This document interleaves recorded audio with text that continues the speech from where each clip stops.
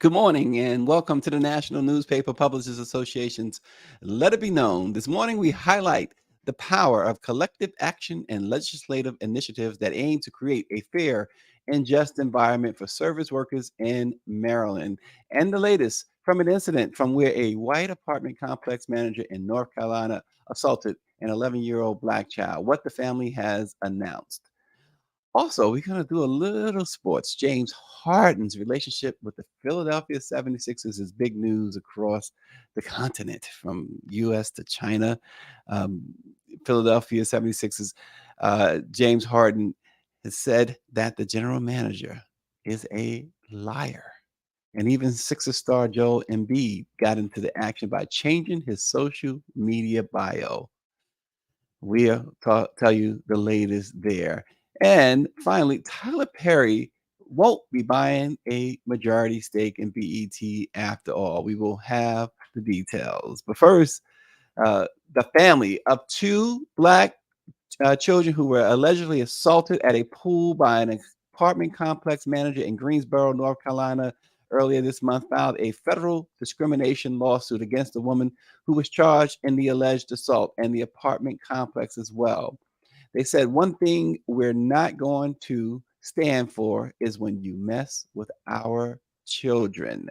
Attorney Harry Daniels held a press conference this week announcing the lawsuit on behalf of the Lee and Yuri family.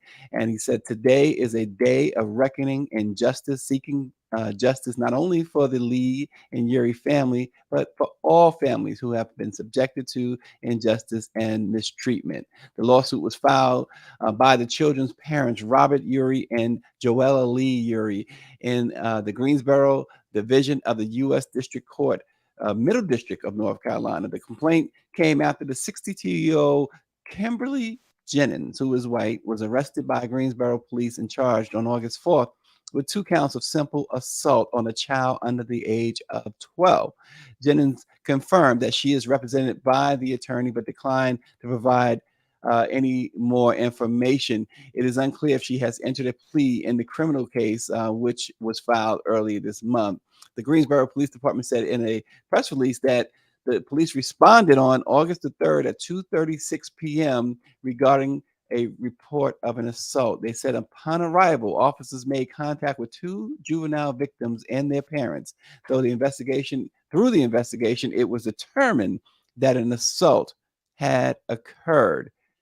According to the police department, Jennings was arrested and transported to county jail. She was later released on bond.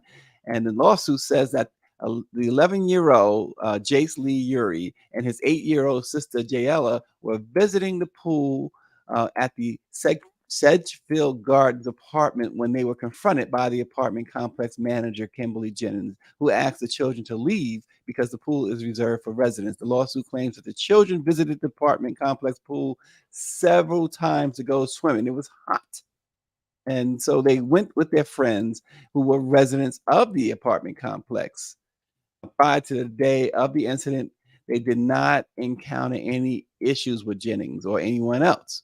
It is unclear if the friends were present when the alleged assault took place, but the complex pool is reserved for residents and there is a no trespassing sign in the pool area.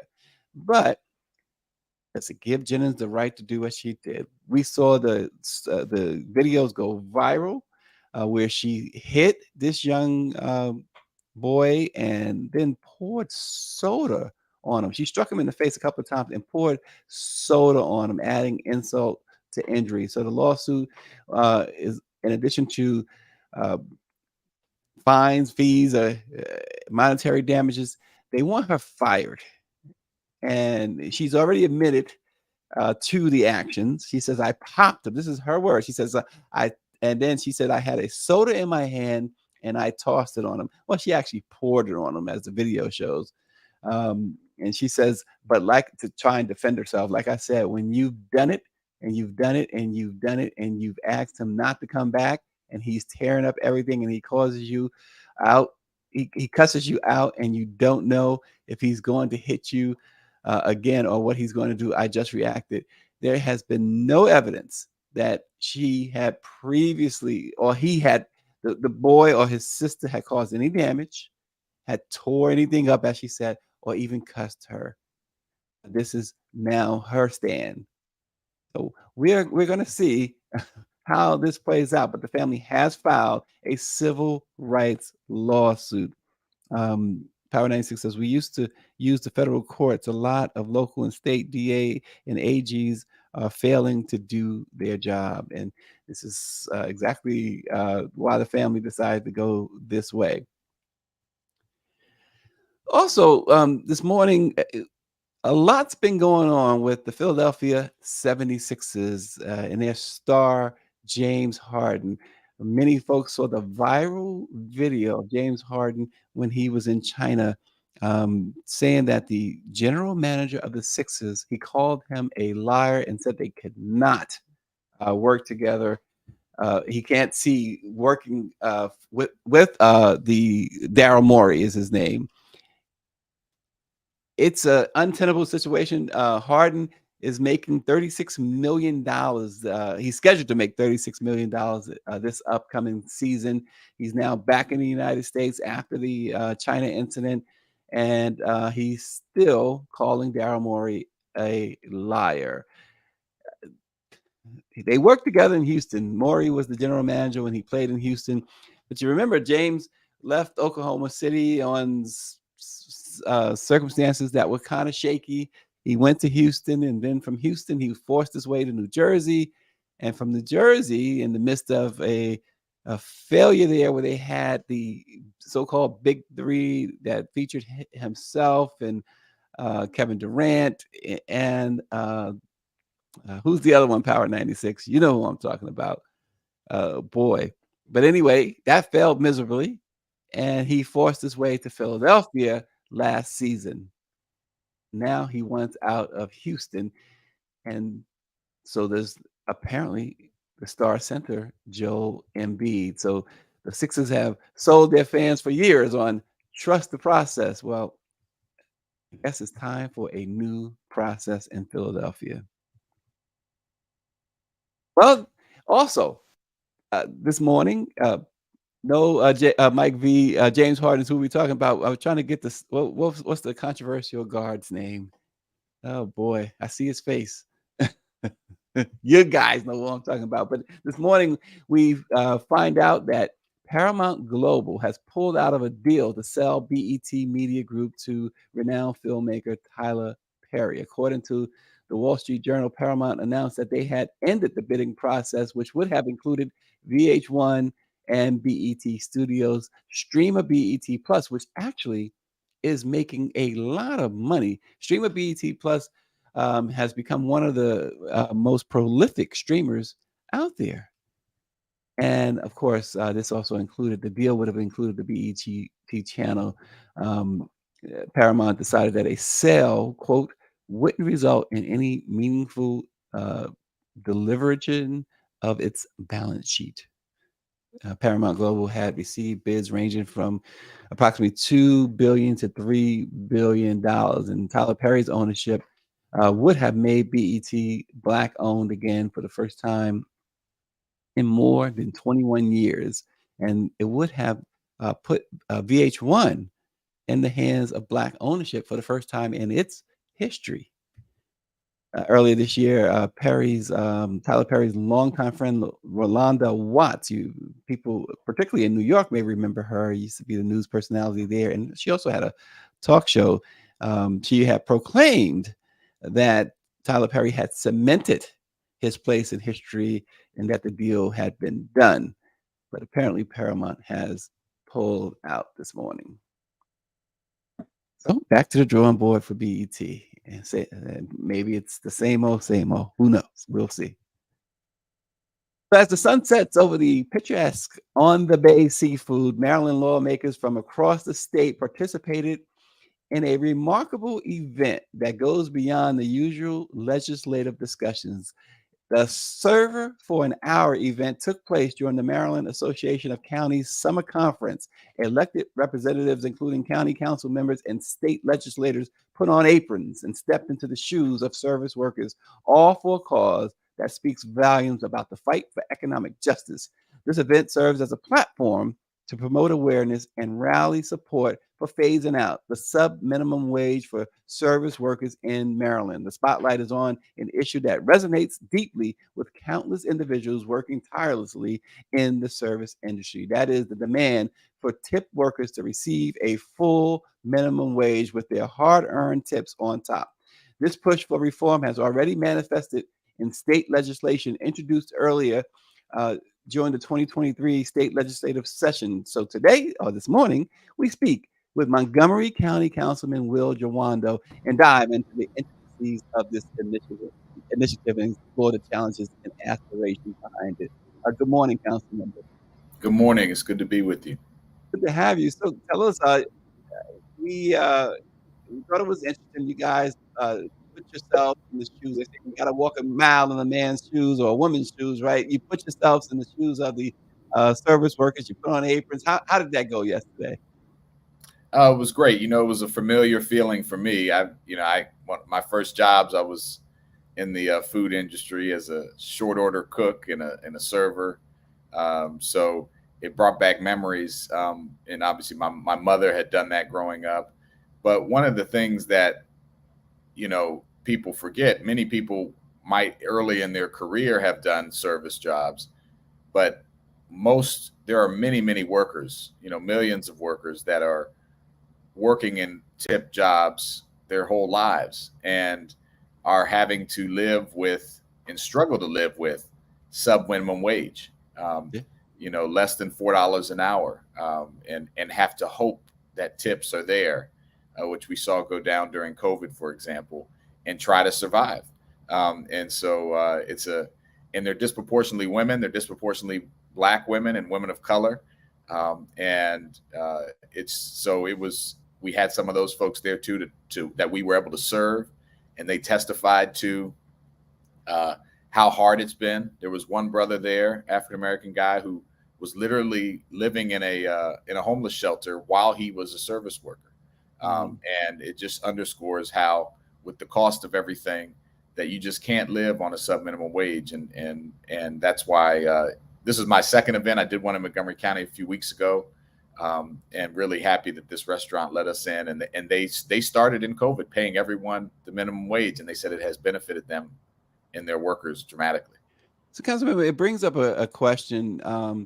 It's a great look for elected officials to do something like this. It's always a great look. We don't often see that. Why isn't it done more? I mean, not just with the service industry. I mean, that's a great way to. It's a great place to start for sure. But a lot of people don't feel, especially today in today's politics, don't feel as connected to their elected officials. This is a gold mine, really, when it comes to that. And I know that wasn't the purpose of it, but if you can, before we go on further with the Server for an Hour event, talk about why don't elected officials today, we don't see it much today. We see a lot of divisiveness. Why don't we see more of this? Yeah, it's a good point. I certainly try to be in our community as much as possible and around the state, now that I'm obviously running for the U.S. Senate, and to see people. I think our number one job as elected officials is to be responsive when people reach out to us, and then to go seek people's input and hear from them about how to improve their lives. And this is in that latter category, right? Like, you're going to where people are. People are too busy now with the cost of housing and healthcare and education, student loan debt, just dealing with childcare and getting kids around. People are busy and they're stretched to the max. It's our job to go where they are and to hear from them directly. I think this is a good example of that. We try to do that as much as we can in our office, and my team. We're out here at Mako. I've got my whole team out here. We're covering the whole event in this part of the state, in the Eastern Shore. But you bring up a good point. I think, and it also, you connected it to the divisiveness. It's hard to not be connected to someone when you're with them at a place they go normally, whether it's at their church or community event or their restaurant in this case, and talking to them about what they're dealing with, regardless of what your political ideology, where you stand on certain issues. When you get someone in their community and talk to them as a human being and hear about what they're dealing with, it really goes a long way in kind of tuning down that divisiveness. And you can try to seek some common ground and hear from people. So I think it's something that we should be doing more, not less. We try to model that, but you bring up a really good point. Yeah, and you mentioned tip. This is about tip workers, and we see in some places that they share their tips amongst each other. We see in some places where the tips are taxed. So when that happens, you're talking about well less than minimum wage. Why do you see pushback against the legislation to phase out sub minimum wage? So, I think there's a couple of things. One, there's a mentality in our country now that says, which I think is a lie, that says if my neighbor does well, I have to do worse. That it's a zero-sum game thinking, and I reject that. That's not America. And we are a land of abundance. We're the wealthiest nation to ever exist in the history of the world. We have enough to take care of our neighbors, and not only that. Not only is it the right thing to do, it's economically viable and it makes more sense. It makes those people that we're helping more productive. The average American can't find $400 in an emergency. It's one of the reasons I launched the Guaranteed Income Program in Montgomery County, where we're helping residents with $800 a month for 2 years, and they're thriving. When you help people with basic needs, they take that risk. They go out and get that new job. They go back to school. And I think with the server for a day, you're seeing this. 7 states have a fair wage. They have a robust restaurant industry. There are many restaurants like the one on the Bay we were yesterday that have voluntarily decided to pay a fair wage, and they're splitting their tips with and they say they have better retention. There's less divisiveness between wait staff and cooks and others, and it's working really well for them. And you can do it. You can be profitable and pay people a living wage. And so one part of the campaign too is just to, one, push back against that lie that it's an either or, and then 2, work with people in a real way, look at their profit and loss statements, show them how they can do it. Yeah, this is the owner of this restaurant we were at yesterday. Mm-hmm. And I don't know if he's a Democrat, to tell you the truth. And we didn't talk about that, right. But we talked about how it's helping him with his workers to retain his workforce and to have people feel better and be able to live. And I think that's what most people want. You believe that you have the support, the votes, more importantly, to affect this legislation to change the minimum wage or this situation here? So I hope so is the answer. I'm going to introduce a bill on September 19th on the Montgomery County Council. We're the largest county in the state of Maryland. I'm 1.1 million of the 6 million. I'm at large. So when we passed minimum wage in Maryland, Montgomery County did it first. Often we lead the state. So I think that we'll be able to pass it on Montgomery County. I'm working on my colleagues. And then Prince George's County, which is our second largest county, is going to introduce a bill as well. And Baltimore City, which is our third, and county are working on a bill. So I think by the time the legislature reconvenes in January, you'll have 2 to 3 of our largest jurisdictions, almost half the state, that already have passed this policy. And hopefully that'll help push for a successful passage in Annapolis. They convene January to April. So we're trying to build that momentum. We're going to be the first ones in Montgomery. And I'm excited to be leading that effort. I think we can get it done.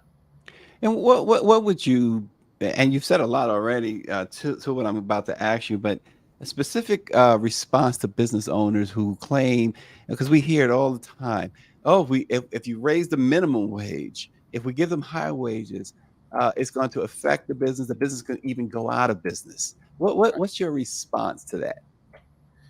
Yeah, well, one, it's just not true, right? If your business model is built on the backs of paying, I don't know about you guys, but I am going to go cold. Okay. if your business model is built on the backs of paying a sub-minimum wage, it's not a good business model. And it doesn't have to be that way. There are ways through price increases, very modest price increases. I'll pay 50 cents more for my hamburger so my server can have a living wage, or through service charges that are well explained. You've seen in some, you have to explain them well. But if you add a service charge and say this is going to support a fair wage for our workers, people will pay that. I'll pay that. And I think, and you'll have tips on top, and that's what you've seen in the states that have passed this.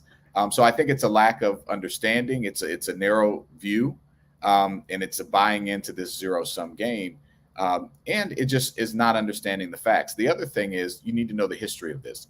This is a direct connection to the legacy of slavery, where Black women and men were asked to serve and pull porters on cars and told that they didn't need to be paid at all. And then when they were paid, it was a sub minimum wage. And so if we're about the work of racial equity, about eliminating the racial wealth gap, about lifting all communities up, this is a direct tie. It doesn't get much clearer than this of why this sub minimum wage exists. It is directly tied to slavery and Jim Crow and discrimination. And I think a lot of us say that we want to roll back those policies. Here's a good opportunity to do it. So, and it doesn't mean the business can't thrive. It absolutely can. And we have hundreds of businesses across the state that are already doing this. I remind people, when I was working at Price Club, or now Costco, in the mid 90s, my first job in the where they served the hot dogs and the pizza, I was getting paid $10 an hour. In the mid 90s, and the federal minimum wage is still $7.25. Costco's done pretty well. I'm sure you got your card and people. So people need to understand that it's not an either or choice. You can get this done. Yeah, and so one of our viewers, Power 96, says that Louisiana doesn't have a fair wage. The state legislature rejects a minimum wage raise every year, and that leads into the question I had. Have you looked at other jurisdictions where this has worked? We have outside of Maryland, that is. Yeah, outside of Maryland. As I mentioned, 7 states like Montana, and even some of these are red states. Utah, others have. Arizona have moved in this direction. And again, I go back to what the owner of the On the Bay restaurant said yesterday. He said it helps make all of his staff feel more valued and not compete with each other. They know they're going to split the tips. They know they're going to have a baseline of a wage, and it's actually benefiting their business. And for the high-end restaurants that are already making more than that, that's great. At least you'll have a baseline. This won't impact you, And so you also seen the city of Chicago. They're about to pass this bill. The third largest city in the country is on the verge of passing this policy. So I think it's a movement that's moving around the country. And we all saw the price of eggs and food. Oh gosh, yeah. Everything go up during the pandemic. People still went out to restaurants and bought those eggs Benedict. And so even if costs had to go up slightly, which they don't have to go up much, people will pay it, and it'll help people live. And again, so I think you're seeing that in just the rise of food prices. So I think we've seen that around the country, and we're looking forward in our region. Another thing that we've seen, DC has passed this policy, what you don't want people in DC getting paid this much and people in Montgomery County and other parts of Maryland getting paid this much, because then you'll in an industry that's already very difficult, you'll see an exodus of folks leaving. Oh yeah, because you're talking about going next door, basically. Right. So, you mentioned the pandemic and wages, and I'm seeing some comments. Even Mike V talks about how conservatives pushing to reduce funding for social services to low-income people, et cetera. And a lot of that, even though that's something that conservatives have been trying to do for a while, but we see a lot more of that. But we remember the stimulus payments that the government was giving out, and there were folks reticent to even accept those stimulus payments. And we see, at least in their minds, we see why. We see inflation now soaring. We see gas prices soaring. We also see mortgage rates at over 7% now. It seems like, okay, they give you this stimulus, but you're going to have to pay for it later. And so when we're talking about businesses giving more money, who's going to pay for that later? You mentioned you're not, you have no aversions to paying extra 50 cents for a burger or whatever, and neither do I, if it's going to make sure that these workers get a fair wage. But then these businesses could follow the lead of the government it seems, in most people's minds, and start totally pricing you out. Right. Yeah, no, I mean, look, there's always a balance with, the stimulus was done at a point where we were, literally our economy shut down, right? And due to a global pandemic, that was an emergency response. Um, I think there is some evidence that helping people with those immediate needs led to some increase in inflation. But inflation was going to rise because of the stimulus and the global supply chain, all the other things that were happening. I think it's been a little overblown, and you're seeing things cool and steady, steady now because of some of the actions of the Fed and people have continued to spend. But so I think it's a little overblown. I think when you had a nation, a global pandemic, we had to respond and help keep people in their homes and help them meet their basic needs. And I, as a local elected official, I can tell you, if we didn't have the millions of dollars, the hundreds of millions of dollars that we got to help our residents stay in their homes and have food security, we never saw longer food lines. We would have a lot more people that are in trouble and than there are now. So I obviously anytime you put more cash into the economy and it's more spending, that can have an impact on inflation. But it's very marginal. And again, you're talking about workers who. What people don't talk about is this money is going to stay in the community. These are folks who live in the community. We often talk about. I was going to get to that. Go ahead, Councilman. How quickly money exits out the Black community. We lose it the fastest, for example. This is money that's going to go and meet basic needs, go to small businesses and communities. It's going to have a positive circular effect in communities because these are the folks who are at the margins of our society, struggling to live and pay rent. And so I think, again, it's overblown, and there's a positive benefit of keeping money in our community that needs it. Yeah. And so the legislation you mentioned being introduced, what are some of your strategies, your colleagues who are on board with this? What are you guys' strategies to build this support, the broad-based support that's needed among lawmakers and the public, really, to get this legislation done right? And also, if you can speak to how can residents contribute to your efforts? Sure. Yeah. So one, know the facts. This is sub-minimum wage is legacy of slavery, $3.63, and just is leading to high levels of poverty in our state. In Montgomery County, we're a little higher at $4 an hour, but still not enough. Two, there are many restaurants that have chosen to do this voluntarily, including in 7 states, as you're showing on the screen here, California, Oregon, Washington, Nevada, Montana, Arkansas, Minnesota, that already require this. And I've been to restaurants in California. They're doing just fine. I've been, you can do this. We're also going to highlight and lift up and work with restaurants that are doing it and want to do it so that they can be advocates on behalf of their workers. And we're going to organize the workers themselves to speak for them and their families. And then I'll say, if you want to get involved, you can email. I'm easy to find at Will Jawando, or you can email my office at councilmember.jawando@montgomerycountymd.gov. You can go to the One Fair Wage website. We'd love to have you write in and say you want this support. You can sign up to testify in support of the bill. We'll have public hearings at the end of the month in September. And I think that those are ways that people can engage and just say, look, I want my neighbors to be able to do well and to thrive. And I don't think for them to do well, I have to do worse. That's not true. And so I would hope that folks reach out. And then at the state level, let's get it passed at the state level as well. And I think those are all things that folks can reach out and do. And then keep supporting. Ask your restaurants when you go out, hey, do you pay a fair wage to your employees? And if not, ask them why. And then if they say, well, I don't know if I can make it, say, hey, I've got an organization and an effort that you should talk to so you can see how you can get this done in support of your workers. I think a lot of people want to do the right thing. They're just worried about how to do the right thing. And that's just as much a part of this as the bill itself. It's showing people how they can do it. Yeah. And in closing, it's about, as you duly noted, not just about financial compensation, but dignity, fairness. share again, underscore for us, Councilman Jawanda, why this is about dignity and fairness. And you, like you said, you started, you once was in the service industry.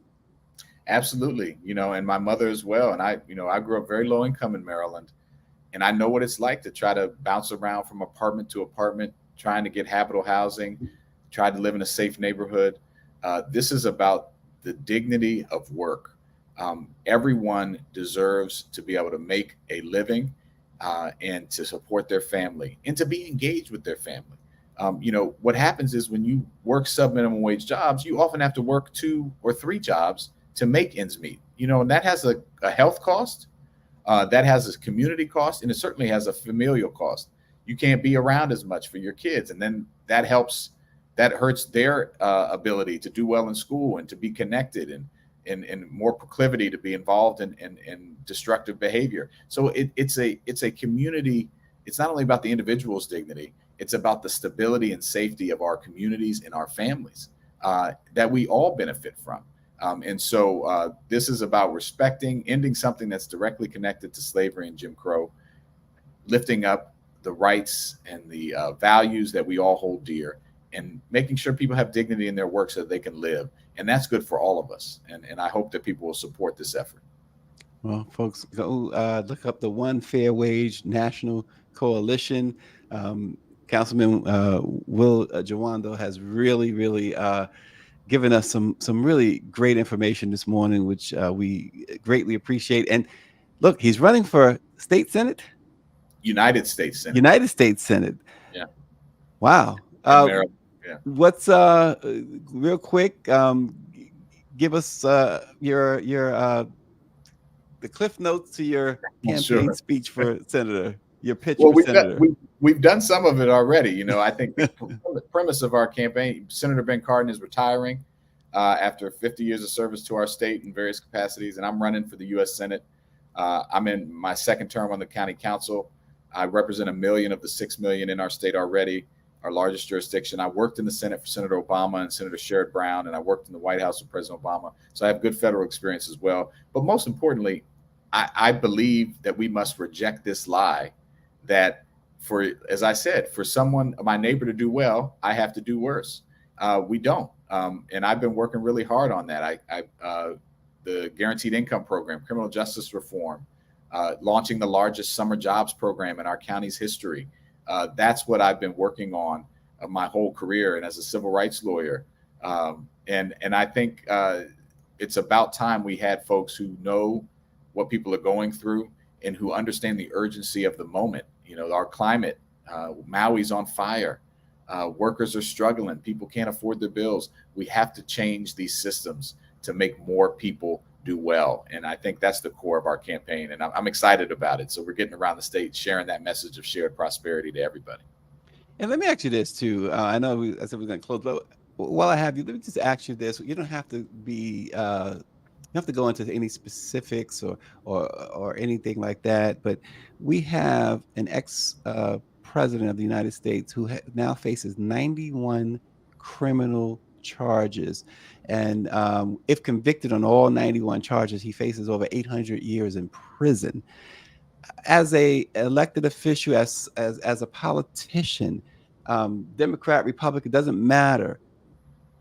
How does that bode with you? How does that make you feel about America itself, about the process here in America where a president, we've never seen anything like this before, whether he's innocent or not, guilty or not. I don't want you to have to comment on that unless you want to, but 91 counts. Well, twice impeached, indicted, as you mentioned, on over 90 counts of criminal activity. And I think the record is clear. This is a former president who tried to incite violence, who did incite violence and tried to overthrow an election, which in a democracy, there's no worse of an attack at the heart of a democracy. And it has shaken us. It has shaken us to our core, and we're still recovering. I am happy, though. I think there's a silver lining here in that we have a democratic system that is strong and resilient. It took a while, a lot longer than a lot of people wanted to, but these charges are coming. They're being brought, and they're thorough, and they're thought out in a jury of peers. These are not just coming out of thin air. Evidence was presented to a grand jury in these various states, and people said there is enough here to bring charges of subversion of an election, of tampering in Georgia, of inciting violence, all these charges that are there. And the process, the system should work. Even if, and my hope is that there will be at least some convictions out of these charges, and that Donald Trump will never be able to run for president again at a minimum, and that he should serve time in jail. But we'll see how the process goes and plays out. But I think it's sad that we're at this point, but it's also a good thing. It shows our democracy, even if it takes a while, it works, and people will be held accountable, even a president. And so that's a good thing. And as a U.S. senator, after you're elected, how do you go about? And because certainly, I'm sure abroad, there has to be some sort of damage to America abroad from leaders abroad looking in and saying, "Wow, and this guy's the front runner for the Republican nomination for president too." You know, how do you begin to help repair any damage that may have been done, even with allies, leaders who are in allied countries? Yeah, well, one, I think we need a little humble pie sometimes here in America. Look, you know, I love America, and I'm through and through American. My dad came here from Nigeria, fleeing the Civil War in 1969, and America opened her arms. My mother's great great grandfather came from Czechoslovakia in 1890, and America opened its arms, and they settled on a farm in Kansas. You know, very different stories, but America opened their arms, and this is a great country. Only in this country is something like that possible. But we have our own baggage, and we are navigating how to be a global leader amongst peers of global leaders. And I think this is an example of that. Like, look, there are many countries that are dealing with crises at the top of their democracy, and we're among them now. And I don't think it's something to fear or run away from, and say we have our ideals and our system is working, but we can be a global partner with other countries, and not say that we have all the answers or the only answer, but we can be a part of the global community. And I think we're in that transition now. You know, Rome didn't last forever, right? You know, that us as we are a global superpower, but we're amongst other folks. You know, you know, whether it's nuclear proliferation, you know, cyber warfare. There are a lot of ways that people can harm each other now across this world. So we need to be about building those bridges. And I think President Biden has done a good job at trying to support that effort and restore our standing in the world after a really horrible president. But we have work to do. That's going to be an ongoing process. And I think the new Senate, the people that come in, like myself and others, hopefully, can be a part of that, helping us navigate our new place in a group of world leaders, not in a domination standpoint, but as a collaboration standpoint. And I think this is an opportunity for us to do that. And you seem pretty young. You seem young. You seem energetic, enthusiastic. Look, let's face it, you're a man of color. You're African American. You saw Maxwell Frost, a baby basically, run and for Congress and win, for the U.S. Congress and win a year ago. How much encouragement does that give you, and how important it is for not only your constituents but the United States as a whole see candidates today, without trying to get you in trouble, young and vibrant candidates today, because it's young, vibrant, and a candidate of color. How important is that today? I think it's never been more important. Millennials, and I'm an older millennial. They call us geriatric millennials. I'm 40 years old, but those born that are between 26 and 41 right now just took over baby boomers as the largest population in the country, just almost 25%. And in the U.S. Senate, where there's 100 people, there's one millennial, Jon Ossoff in Georgia, even to represent 25% of the population. And we are full-grown adults that are dealing with all the problems that the world has. You know, I have 4 young children. You saw a picture of my kids, ages 12 through 4. My wife and I are both lawyers. We have student loan debt that we're dealing with. We have aging parents that live with us that we're taking care of and helping them deal with healthcare challenges. We are dealing with the problems of the world.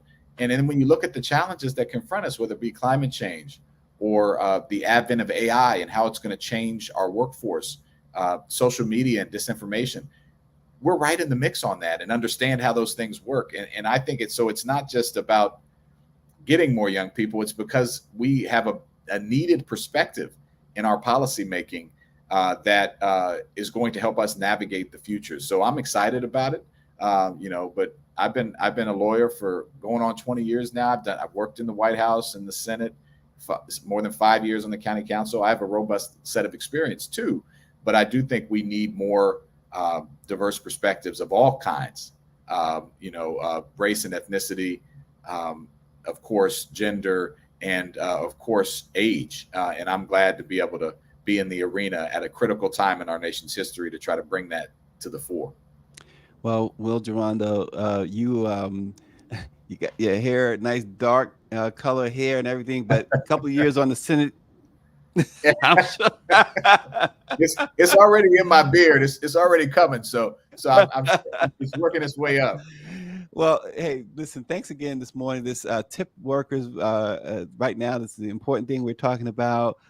Thanks again for bringing this to our attention. And we will be watching for this as this legislation unfolds. We hope to have you back if you're able to after that legislation passes, which it sounds like you certainly have if nothing else, you have the will, no pun on the name, but you have the will intended to get it done. Will Gerondo, he is the county councilman in Montgomery County. He's running for U.S. Senate. Folks, keep him in mind as you look at Maryland politics.